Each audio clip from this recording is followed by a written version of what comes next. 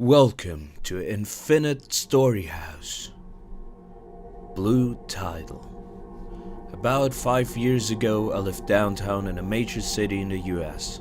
I've always been a night person, so I would often find myself bored after my roommate, who was decidedly not a night person, went to sleep. To pass the time, I used to go for long walks and spend the time thinking.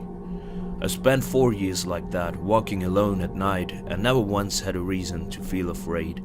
I always used to joke with my roommate that even the drug dealers in the city were polite, but all of that changed in just a few minutes of one evening. It was a Wednesday, somewhere between 1 and 2 in the morning, and I was walking near a police patrol park quite away from my apartment. It was a quiet night, even for a weeknight, with very little traffic and almost no one on foot.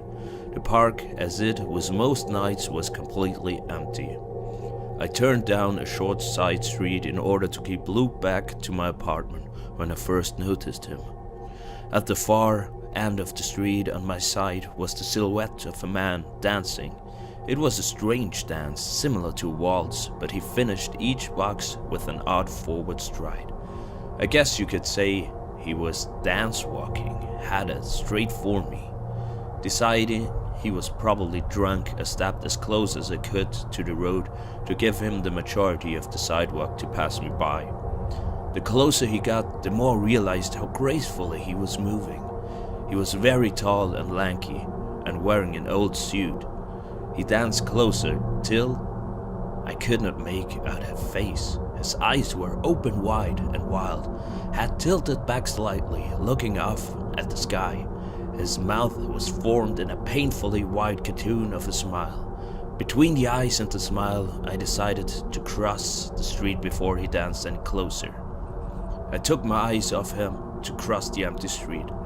As I reached the other side, I glanced back and then stopped dead in my tracks. He had been stopped dancing and was standing with one foot in the street, perfectly parallel to me. He was facing me, but still looking skyward, smile still wide on his lips. I was completely and utterly unnerved by this. I started walking again, but kept my eyes on the man. He didn't move. Once I had put about half a block between us, I turned away from him for a moment to watch the sidewalk in front of me. The street and the sidewalk ahead of me were completely empty. Still unnerved, I looked back to where he had been standing to find him gone. For the briefest of moments I felt relieved until I noticed him. He had crossed the streets and was now slightly crouched down. I couldn't tell for sure due to the high distance and the shadows, but I was certain he was facing me. I had looked away from him for no more than 10 seconds, so it was clear he had been moving fast. I was shocked that I stood there for some time, staring at him, and then he started moving toward me again. He took giant, exaggerated, tiptoed steps, as if he was a cartoon character sneaking up on someone. Except he was moving very, very quickly. I like to say, at this point I ran away or pulled out my pepper spray or my cell phone or anything at all. But I didn't. I just stood there completely frozen. The smiling man crept toward me. And then he stopped again, about a car length away from me, still smiling his smile, still looking to the sky. When I finally found my voice, I blurted out the first thing that came to my mind. What I meant to ask was, "What the fuck do you want?" in an angry, commanding tone. What came out was a whimper. "What the Regardless of whatever humans can smell fear, they can certainly hear it. I heard it in my own voice, and that only made me more afraid.